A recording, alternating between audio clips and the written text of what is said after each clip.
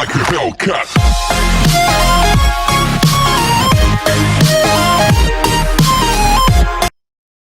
Hai, Assalamualaikum. Saya adalah Cikgu Azhar Zakiah binti Mat Saleh. Hari ini kita akan mempelajari tajuk Sains KSSM tingkatan 5 iaitu pengenalan sebatian karbon. Kita dah masuk bab 5. Okey, jom kita belajar. Okey, sebelum kita mulakan belajar, mari kita membaca surah Al-Fatihah iaitu surah pembuka dalam Al-Quran bagi menerangkan hati-hati kita. Bismillahirrahmanirrahim. Segala puji bagi Allah, Tuhan semesta alam, Maha Pemurah lagi Maha Penyayang yang menguasai hari pembalasan. Hanya kepadamu, ya Allah kami menyembahmu. Ya Allah, hanya kepadamu kami mohon pertolongan. Tunjukilah kami jalan yang lurus, yaitu jalan orang-orang yang kau kurniakan nikmat kepada mereka, dan bukan pula jalan yang kau murkai, dan bukan pula jalan mereka yang sesat. Amin. Okey, mari kita lihat objektif pembelajaran 5.1. Kita ada dua sahaja untuk hari ini. The first one, kita nak membanding bezakan sebatian organik dan sebatian tak organik. Dan yang kedua, kita nak menjelaskan kepentingan kita karbon. Alright? Okey, mari kita lihat apakah sebatian karbon. So, untuk pengetahuan awak, nama pun sebatian karbon kan? So, dia adalah merupakan sebatian yang mengandungi unsur karbon. Senang kan? Sebatian karbon, unsur karbon. Settle.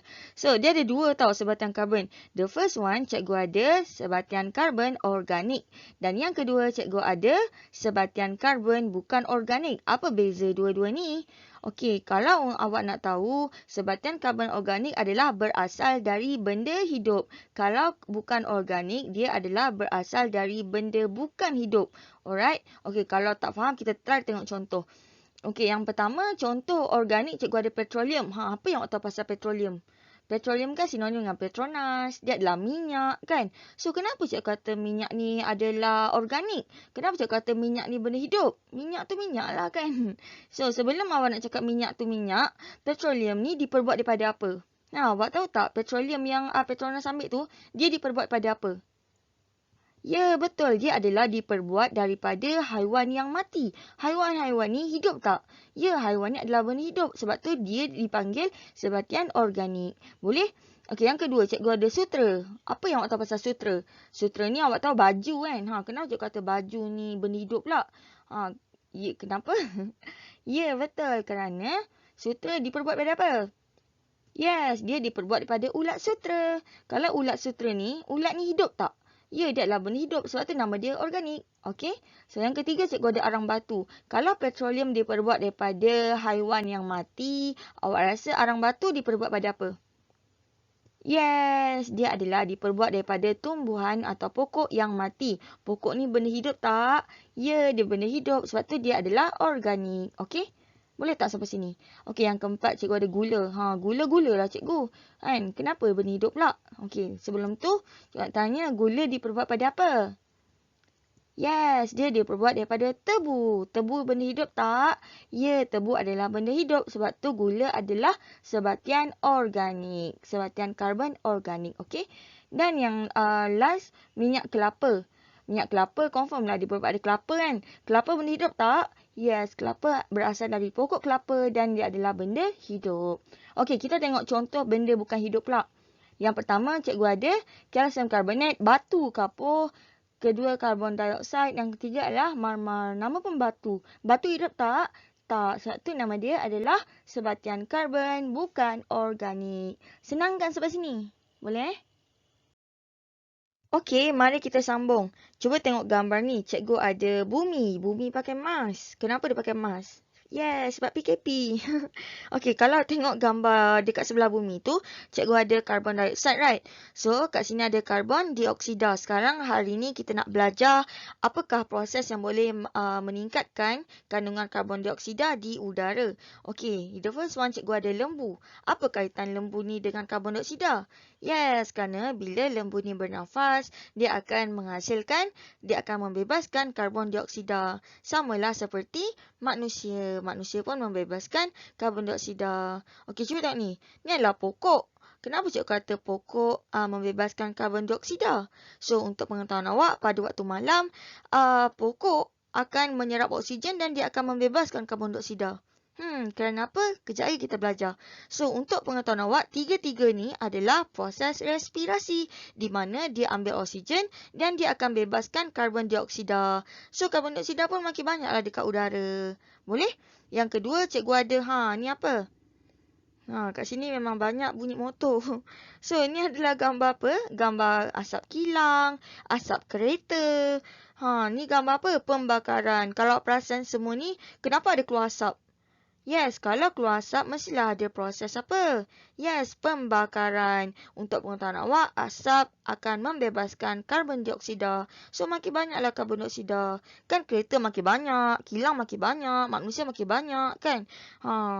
Next, kita ada, apa jadi dengan lembu ni? Tengok lembu ni.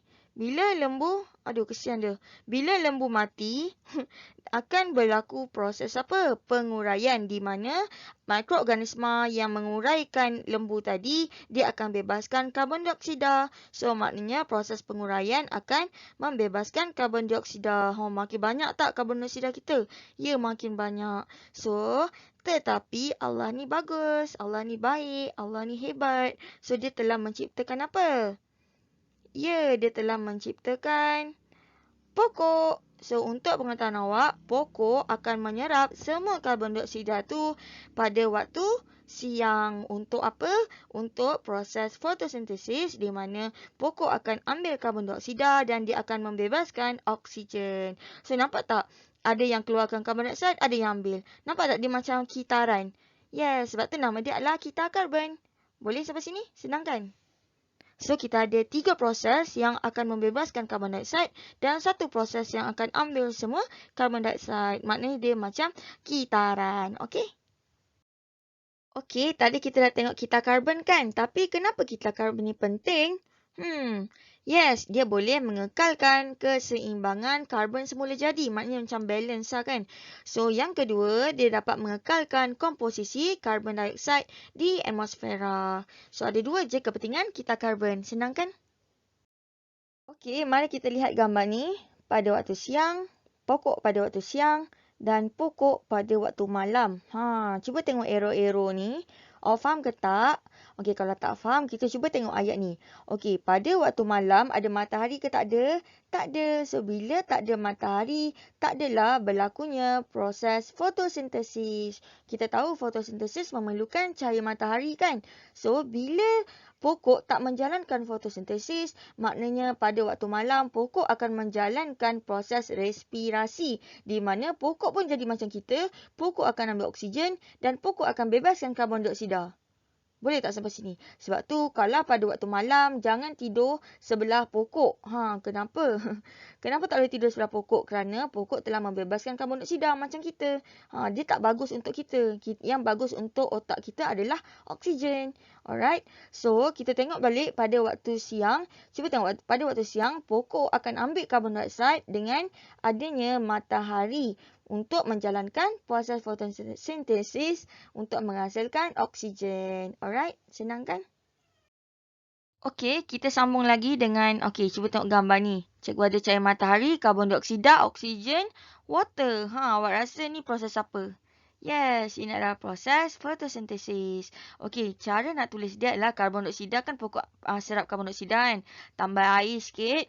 So, dengan bantuan cahaya matahari dan klorofil iaitu daun yang warna hijau tu, dia akan menghasilkan glukosa. What is glukosa? Dia adalah makanan plus oksigen. Okey, so kalau dia suruh tulis persamaan, you kena tulis nama penuh. So, karbon dioksida tambah air dengan bantuan cahaya matahari dan klorofil akan menghasilkan glukosa. What is glukosa? glukosa.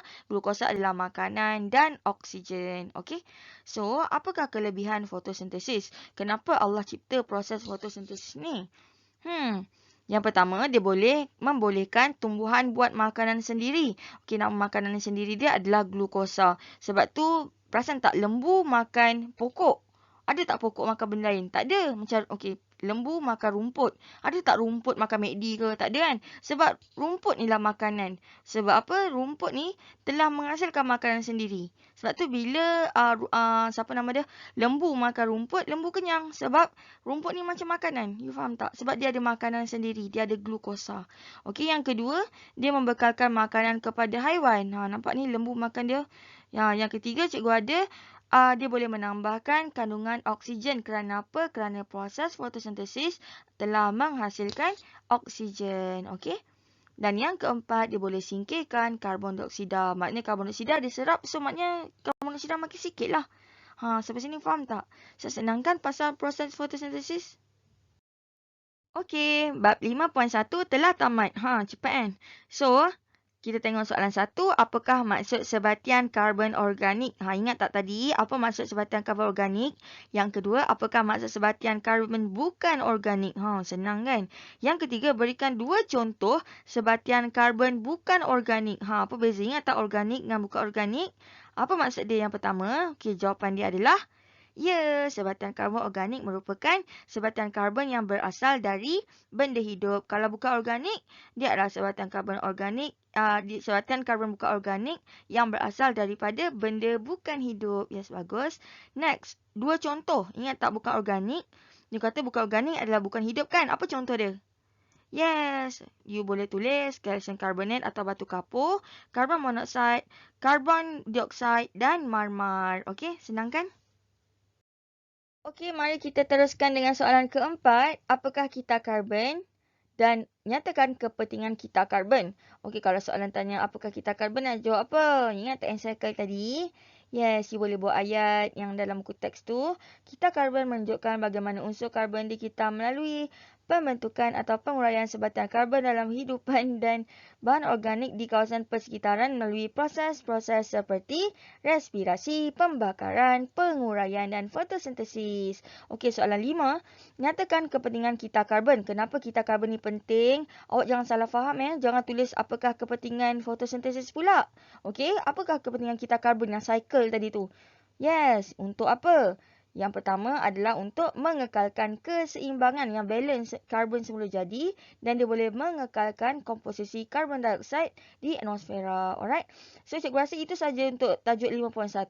Cikgu harap awak faham tajuk ni dengan baik dan boleh jawab soalan dengan betul. Okey, jom like dan subscribe channel baru cikgu iaitu channel Cikgu Azza Zakia binti Mat Saleh dan jom like dan subscribe. Okey semua, thank you. Bye. I've been waiting, I've been hurting, 'cause I've been falling. I need your help.